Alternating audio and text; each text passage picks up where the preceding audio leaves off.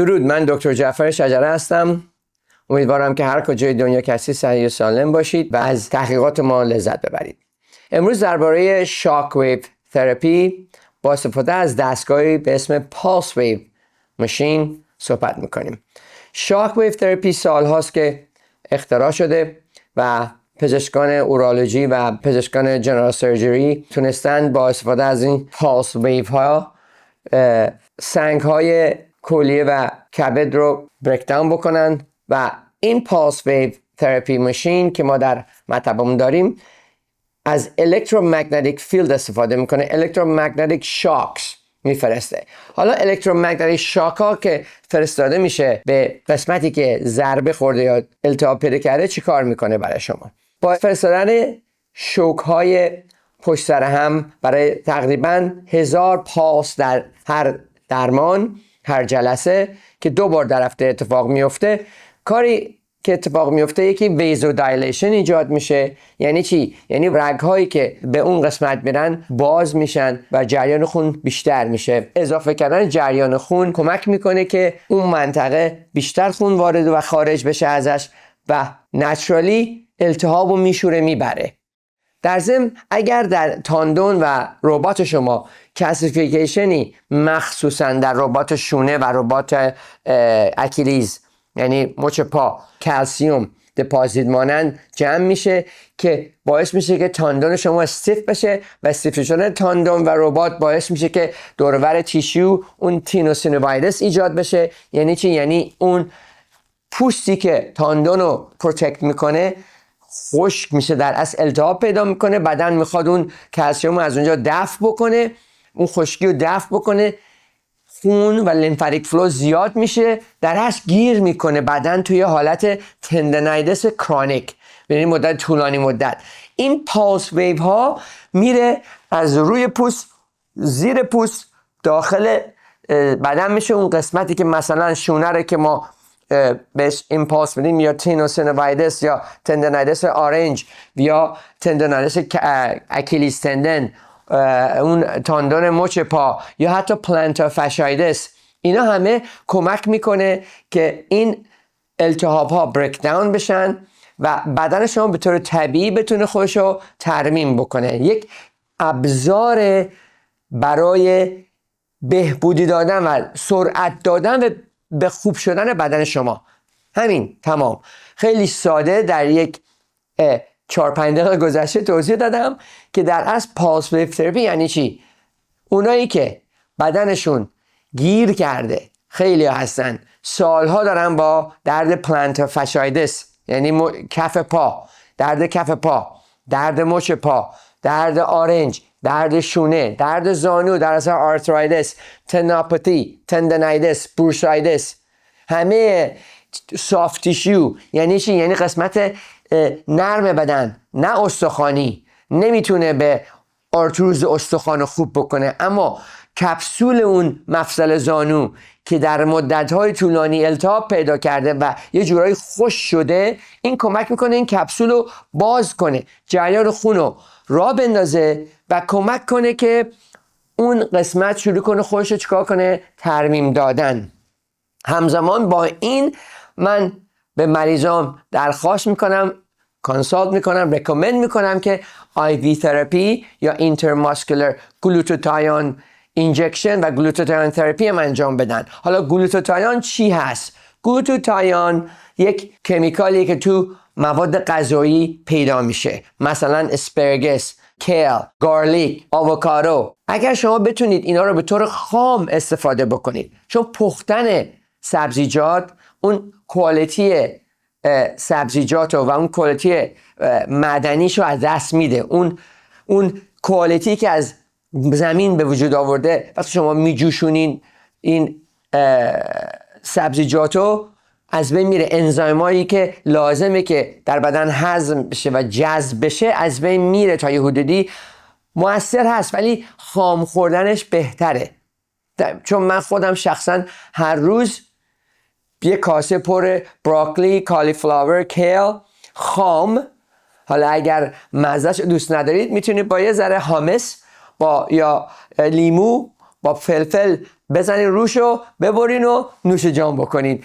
این کمک میکنه که هم تغذیه‌تون بهتر میشه، هم فایبر بدنتون میرسه، هم شکمتون پر میشه و جلوگیری از خوردگی زیاد میکنه. بهتر از همه چی بدنتون دیتاکس میشه. با دیتاکس کردن بدن، کمک کردن به کبد خودتون که بتونه بهتر فانکشن بکنه، مواد مضر از بدنتون سریعتر بیرون میره و سیستم دفاعی بدنتون قوی‌تر میشه و درداتون قاعدتاً یواش یواش کمتر. برای چی؟ برای که بدن میتونه خودشو ترمیم بکنه. در صورت در این جنبندی که میخوایم بکنیم این هست که اگر شما به بدن خودتون تغذیه طبیعی که لازم داشته باشه رو برسونین و از مواد مضری که باعث میشه کبد شما و بدن شما سلو بشه و متابولیزمتون سلو بشه و نتونه کبد کار دفع مواد مضر رو انجام بده، باعث میشین که بدنتون ضعیفتر بشه، سیستم دفاعی ضعیفتر میشه و بدن نمیتونه اعضای صدمه خورده خودشو ترمیم بکنه. طبق قانون بشریت انسان ها از صبح که پا میشن سلولای بدنمون همینطور بریکداون میکنن و هی ریجنریت میکنن. اگه شما بتونید به بدنتون اون قدرت رو بدید که ریجنریت سریعتر بکنه و کمتر بریکداون بشه، پروسس ایجینگ رو، یعنی پیر شدن رو چیکار میکنید؟ سلو دانش میکنید و در این صورت اون در اصل اون حس جوانیتون رو نگه میدارید و در این صورت میتونید بدن سالمتر و بهتری داشته باشید. این خیلی ساده ایه ولی نمیدونم چرا ما همش دور میزنیم، دور این قضیه میپیچیم. برای اینکه انسان همیشه میخواد یک خوشی، این دوپامین و سروتونین لول تو مغزشو با روش‌های دیگه بالا میبره. مثلا خوردن زیاد شیرینی، مثلا مشروب خوردن، مثلا مواد مخدری که کمک میکنه این دوپامین و سروتونین لول بدنتون تا یه حدودی بالا بمونه. ولی خب در اصل دارین چیکار میکنین؟ دارین بدنتون رو کلک میزنین. بهترین روش برای بالانس کردن دوپامین و سروتونین در بدن چیه؟ اگه گفتید مطمئنا همتون میدونید ولی شاید یادتون رفته. ورزش. نمیگم برین خودتون رو بکشید برای ورزش. روزی 20 یا 30 دقیقه اگه بتونید برین بیرون قدم بزنید یا یک ورزشی بکنید که کمک میکنه مغزتون آروم بشه و این ضربان قلبتون برسه به 110 تا 120 و 20 دقیقه شما در زیر آفتاب بتونید تحرک داشته باشید. اگه بتونید بدن رو به حالتی برسونید که عرق هم بکنید، که حداقل 20 دقیقه عرق کردن در روز خیلی خیلی مفیده برای بدن، چون هم مواد مضر رو دفع میکنه و هم کمک میکنه به راه انداختن جریان خون و هم بالانس کردن دوپامین و سروتونین بدن خودتون. میریم با هم نگاه کنیم. من روی یک شخص کار کردم با پالس ویو ماشین که اینو ادیت کردیم برای شما پخش میکنیم. Hello, I'm Dr. Jeff Shad here at MI Surgical, Minimally Invasive Surgical.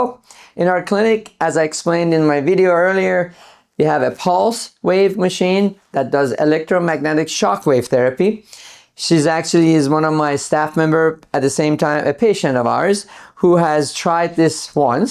This shock wave therapy is very effective for treatment of musculoskeletal disorders, tendinitis, bursitis, plantar fasciitis, anything that has itis, means inflamed tissue.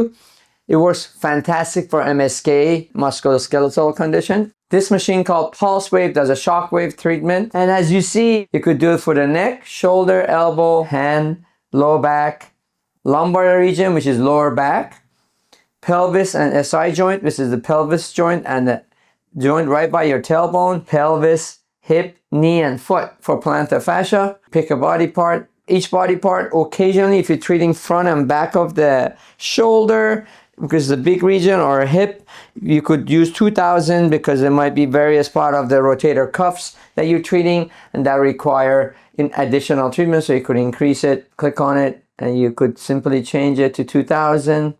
Okay, and now we got it set. So very gentle, very effective, between 10 to 12 sessions. It would massively help your conditions such as arthritic joint in the knee, plantar fasciitis, Achilles tendonitis, shoulder, frozen shoulder, bicep tendonitis, obviously in the neck for the joints, fasciogenic pain in the lower back, low region, pelvis region is that low tailbone pain. As you see, it's a 1.6 because it's closer to the surface. It decreases the intensity. Foot, obviously, we talk about plantar fascia. And elbow, in this case, we're going to push elbow intensity, and you could increase the per body part. Obviously, us as clinicians, we are trained how to use the machine for the various conditions, so the pulse changes. But on average, it's about 1,000 pulse per treatment. It's already preset for the frequency and the depth of the shock wave treatment and number of pulse. So it's very easy. This patient has tennis elbow, tendonitis of the extensors. So she does a lot of typing and she has some pain coming from the neck down to the arm. So combination of a neck radicular pain, weakness here, and repetitive movement, she's developed a tendonitis in this region. So just like ultrasound, we have to use a medium, which is the ultrasonic gel. Basically, the gel we use to apply the shock wave. It's very actually simple and painless.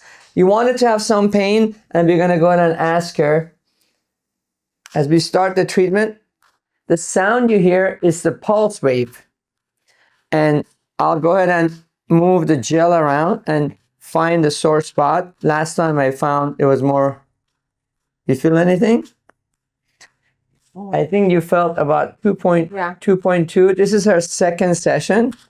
How's that feel? Yeah. But again, remember, this is second session with pulse wave, and she's also had 3 sessions of physical therapy in combination with this, where the physical therapist has worked on the neck muscles, shoulder muscles, and I've treated some of the radicular component of it. But pulse wave, basically a series of pulse. As you notice on the screen here, the number of times that the pulse wave works is shown here. Usually about an average 1,000 pulse for joints. You're right there. Right there. Yeah. So how much better do you feel after the first treatment? This is the second one. Yeah, I definitely feel the difference between the first and the second. And then has it helped you with your work? Is less painful at work? Yeah, even like my day-to-day. And I remember you told me you even got some injection right into the area. Yeah. So comparing it to the injection, which one has been more effective in your opinion? I think the injection lasted like a month, and this has been over like 4-6 weeks now. Perfect. Yeah. And you combining it, obviously working with the radicular component coming from your neck, it has made it probably more effective. So very simple. The average treatment is anywhere between 8 to 10 minutes. And as you get used to the pulse wave, we could increase the intensity. Yeah. Ooh. Yeah. It cracks. It feels so weird, but like it's good weird. Okay, and then you could take more. Yeah. Wipe it yourself. Yeah. Pulse wave therapy, very effective in musculoskeletal disorder. همینطور که دیدید من با دستگاه پالس ویو روی اعضای بدن این بیمار کار کردم. این دستگاه برای basically هر قسمت بدن که درد داشته باشه 1000 تا پالس همینطور که دیدید انجام میده. الکترومگنتیک پالس و لیول های مختلف داره. بستگی به عمق جایی که ما داریم روش کار میکنیم که اگه مثلا آرنج باشه که نزدیک به پوست، خب 1.2 to 1.6 هرتز. اگر کمر باشه، عمیق‌تر باشه، یا شونه باشه یا رون پا باشه، اینا عمقش بیشتره و پاسش بالا میره. دستگاه اتوماتیک طوری تنظیم شده که با پیدا کردن عضو اعضای بدن خودش ست میکنه، پریست میکنه و با استفاده کردن از پرسیدن از مریض آیا این الکترومگنتیک پالس هایی که میده اون دردی که شما داری رو داره تحریک میکنه، باید تحریک کنه. شما باید وقتی داری درمان میشی یه مقدار از اون درد رو حس بکنی. در اصل درد رو داریم میکشیم بیرون از اون اعضای بدن. دارم اینطوری حرف میزنم که یه جورایی پزشکی نیست و که شما میتونید راحت‌تر بفهمین که این دستگاه چی کار میکنه. درد رو میکشه بیرون. شما باید درد رو تا یه حدودی حس کنید تا اونجایی که میتونید تحمل کنید. نه اگر شروع کرد درد زیاد گرفتن اون لول هرتز رو ما میاریم پایین تر که شما بتونید درد قابل تحمل باشه. این به مرور زمان بدن دردش کمتر میشه. دفعه بعد که ما استرینت و انرژی میبریم بالاتر با شما میتونید بیشتر تحمل بکنید. همینطور ما با شما کار میکنیم تا این 8 جلسه تموم بشه. شما بین 80 تا 100% درداتون خواهد رفت. خیلی از بیماران شده که همون روز اول 80% بهتر شدن یا در جلسه دوم. طبق اطلاعاتی که من دارم و تحقیقاتی که شده باید بین 8 تا 10 جلسه انجام داده بشه.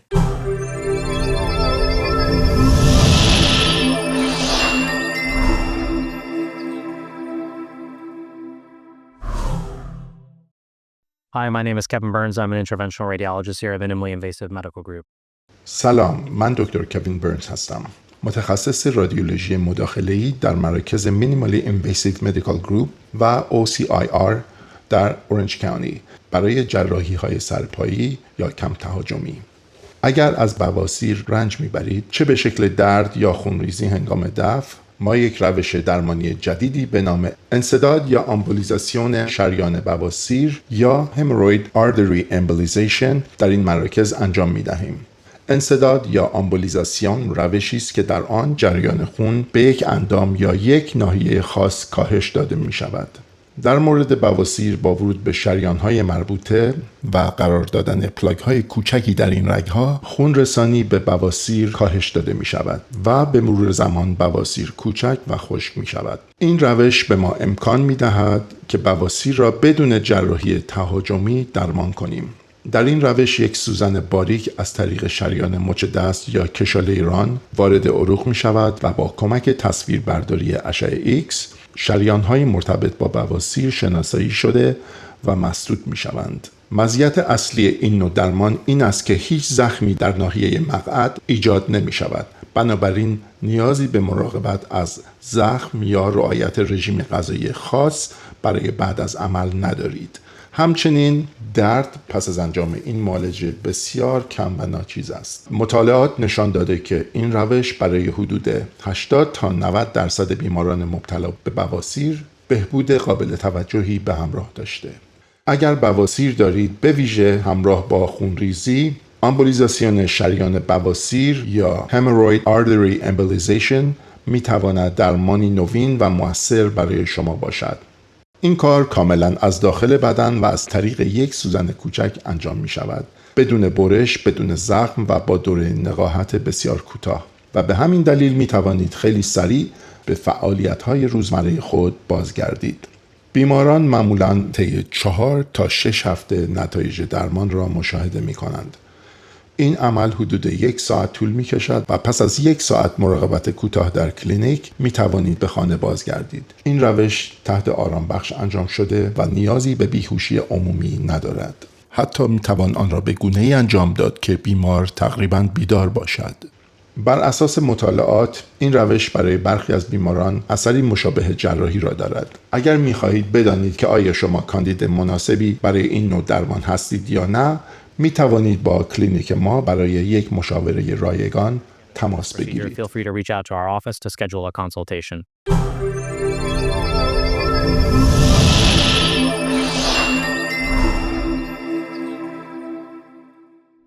خب امروز در اتاق دیکمپرشن هستیم. DRX 9000 دستگاه جدید کشش ستون فقرات. این دوست عزیزمون بیمارمون قبلا هم جراحی داشتن، تصادف کردن و در اصل تصادف دیسکای کمرشون دوباره مجروح شده و ما داریم سعی میکنیم با کشش دیسکایی که بولد شده و هرنیت شده رو برگردیم سر جاش. کاراکتریستیکای این دستگاه اینه که زیرو گراویتی ماشینه، یعنی هیچ وزنی رو ستون فقرات حس نمیکنه بیمار، کاملا ویتلس خواهد بود تو این پوزیشن. این یه تکنولوژی که در این دستگاه هست. خب آقای روزبه زانوتو خم کن، بذار پاتو روی تخت. مرسی. نگران چرم این نباش، چرمش خیلی محکمه. خب این از بالا استیبلایز میشه و برای بیمار یک بالش مخصوص نیمه کره میذاریم که قشنگ سرش پروتکت بشه، ریلکس باشه. این هم دوباره یه چکی میکنیم ببینیم مطمئن شیم که، چون وقتی میخوابه شکم که میره تو یه ذره شل میشه. اینو دوباره استیبلایز میکنیم و هارنس توراسیک رو میذاریم سر جاش. looks good. بالاش هم استیبلایز میشه. خب خوب این شما الان زیر زانوتونم دو شک باید بذاریم که ریلکس شین. حالا طبق دیسکی که ایشون دارن ما این دستگاه رو ستاپ کردیم. خب لول دیسکی که ایشون داره L1 هست و این دستگاه طوری که ساخته شده میتونی با دگمه کاستومایزش کنی به لولی که دیسک پرابلم داره. میبینید انگلش عوض میشه، انگل کشش عوض میشه، در این صورت دقیقا میفته روی اون دیسکی که ایشون اشکال داره و میشه L1 الان توی اون انگل شماره میکشه. به نظر میاد همه چی خوبه. این یه ذره بیارم بالا زیر بغلتون که قشنگ برای قدتون. پاتون رو یه ذره جا باز کنیم که قشنگ جا داشته باشه که وقتی میکشه نخوره به چیز. خیلی خوب، حالا آماده ایم. این پیشنت میجرمنت لود چقدر کشیده شده که دقیقاً تا 100 پوند کشیده شده. اینم طوریه که عضله‌هاش جواب دادن. عضله‌هاش اول مقاومت کردن، میبینید، بعد دیگه بعد یه مدت ریلکس کردن. به این میگم پیشنت کامپنسیشن. دقیقاً میدونیم چقدر اسپازم دارن. ما الان دستگاه رو آزاد میکنیم، آنلاک میکنیم. سایکل بعدی که الان شروع میشه که توجه کنید الان یه بند انگشت فاصله داره. به مرور زمان این تخت کشیده میشه پایین همراه با لگن سکروم و باعث میشه ستون فقرات از هم یواش یواش باز بشه و اون دیسکی که هرنیت کرده برگرده سر جاش. امیدوارم که از برنامه امروز لذت برده باشید. من دکتر جعفر شجره هستم در MI Surgical. در خدمت شما. اگه سوالی دارید زنگ بزنید، با ما تماس بگیرید. تا هفته آینده، خدا نگهدار.